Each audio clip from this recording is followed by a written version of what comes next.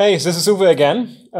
In this session, I want to talk to you about calibration devices. So our calibration devices, most of them are based on the IQ-LED technology. So this is IQ-LED, one module that goes into many different devices and that offers you a huge potential for calibrating your camera or your cameras on production line. So we had another session about IQ-LED technology, so I don't want to go into that much detail about that technology. But I want to give you an overview about the products that we have and that can help you when you need to calibrate a device.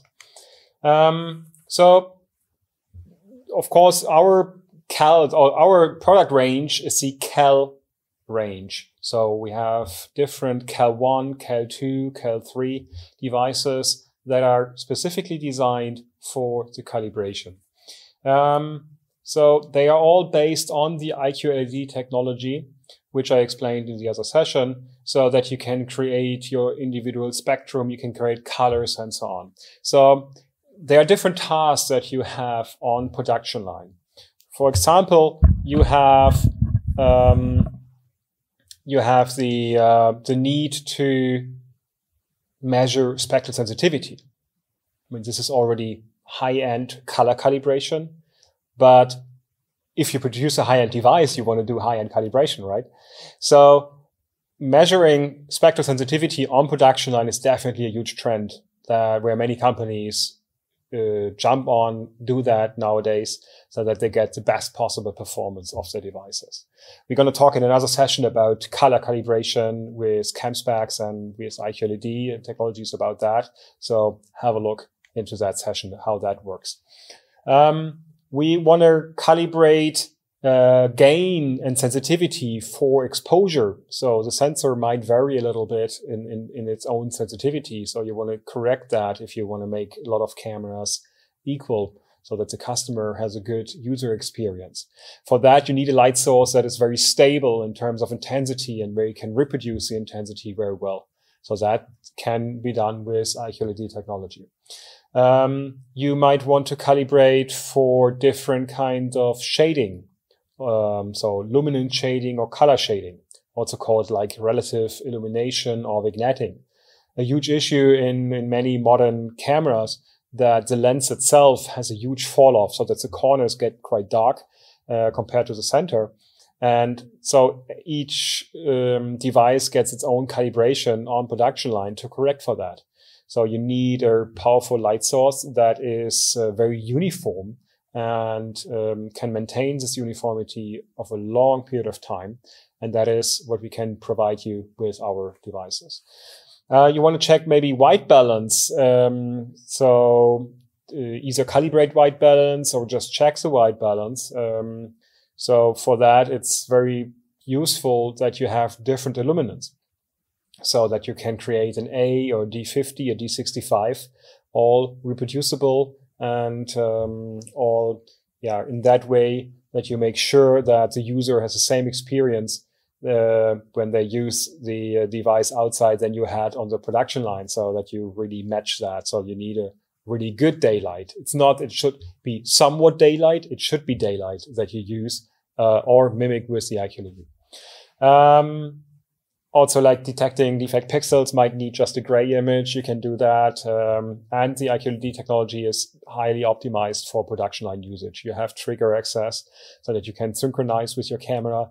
You have the self-calibration possibility. And you have operation hour counter and self-test so that you can ask the device, hey, are you okay? So that is, of course, very useful so that you don't have to go out and watch every day if your light source is still burning. So I want to talk a little bit about why the IQ-LED technology is superior over many others. So what you see here is a D65 light spectrum. So that's how it is defined in the literature, and that is what mimics or represents a somewhat average daylight outdoors. So that is the light spectrum. So you can describe a light spectrum in different ways. For example, what is done very often is with the so-called CCT, the correlated color temperature. But there is one thing where you have to be very careful. So color temperature itself is defined with the so-called black body. So if you heat up this black body and give it a certain temperature, it will start to emit a certain spectrum. So a black body that has 5,000 Kelvin, so it's extremely hot, but it has 5,000 Kelvin, will emit pretty much white light. And if it goes like up to 8,000 Kelvin, it will get bluish. If it's below that, it's reddish. You see that here in this little animation. So that means that if you have the color temperature, you can calculate the spectrum for that. So that's a one-by-one relationship. So that's very good. You have that. But of course, many light sources that are out there, either fluorescents, LEDs, all these artificial light sources you have, they are not black bodies.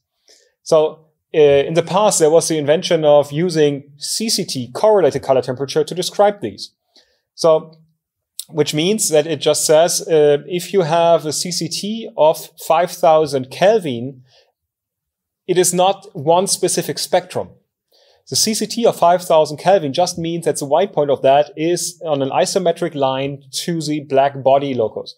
So basically, you can have many different light sources that have the same CCT, but they will all or might have a different spectrum. So just having the CCT number does not give you the exact information what spectrum is that. And the spectrum can have a huge impact on your measurement.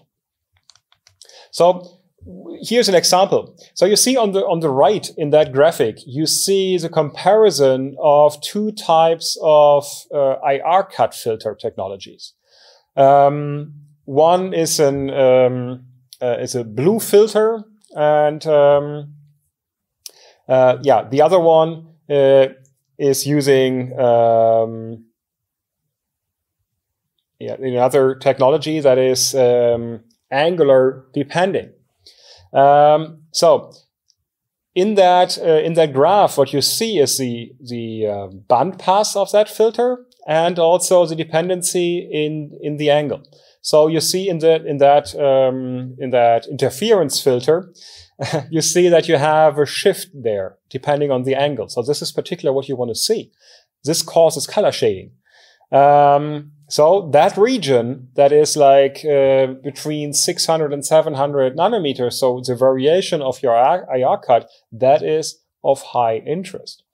So now we see on the left, we compare a D65 as it is defined in literature, a D65 as we can create it with IQLED, and a D65 high quality fluorescent light source. And what you can see here in little enlarged is that the fluorescent light source has no energy in that very important infrared part. So if you calibrate your device with a fluorescent light source, even though they all are similar, have a similar CCT, you won't see these color shading effects with the fluorescent light source. And that's why it's so important to have a good light source with a proper spectrum. See here an example where you have color shading in the device on the right because it was properly illuminated with visible and infrared light. And on the left, you don't see the color shading. This is not because the device is better. It's the same device, same capture condition, just a different light source. With fluorescent light, you don't see the color shading. So if you would have that on production line, you would say, hey, all devices have no color shading. You would correctly wrong, and your user has a bad experience. So IQLED technology, very powerful, so that you can control all the channels, so that you can control all the spectra, so that you can actually do the measurements with these. Also, it can be highly integrated with the software and with an API, C++ API that is available for that. Different devices that we have, a Cal1, it's with a 7 centimeter opening with a very high uniformity, larger 98% uniformity on that with the IQLED technology. So that is for many, many devices to create a flat field to do your measurement. The Cal2 is highly optimized to be as small as possible. So it is also features a very high uniformity, not as high as a Cal1, but still above 96%, and is a very compact design so that you can also nicely integrate that into your production line. The Cal3 is very specific because that is designed for large field of view cameras. You know that for fisheye lenses, it can be really a problem to do a flat field calibration for shading, for a lot of different things, because a fisheye cannot reproduce a flat diffuser. So with the Cal3, you actually move that inside. So very powerful. We could talk a little bit about that when we talk about shading measurement. Same with the Cal3. Same technology as the Cal3, but larger. So many customers said, oh, I want to have a Cal3, but their device is too large. They cannot fit it inside. So that's why we developed the Cal3 extra large. So with that, you have a huge diffuser so that you can test even devices with a large front lens and a large FOV. So 180-degree field of view can be tested with this one. And some customers also use the LE7. It's basically also a great product of the with the IQLED technology. It's not part of the Cal range, but many customers also have that on production line because it has all the benefits of the Cal devices. It has a very large opening, normally designed to back illuminate transparent targets, but you can also put a diffuser there. And the IQLED or the LE7 is also available as an LE7 IR, so that we have infrared modules and visible modules in there, so that you have a spectrally tunable light source for the range of 380 nanometers to 1050 nanometers. So if you deal with cameras like in security application, automotive application that do have infrared sensitivity, near infrared sensitivity, this is a very powerful light source for that. Many customers also use that on production lines because, they have all the benefits from the Cal devices, just a larger box where they might even calibrate several cameras at the same time. Okay, thank you for watching this session about calibration devices, and talk to you in other session. Thank you for listening. Thank you.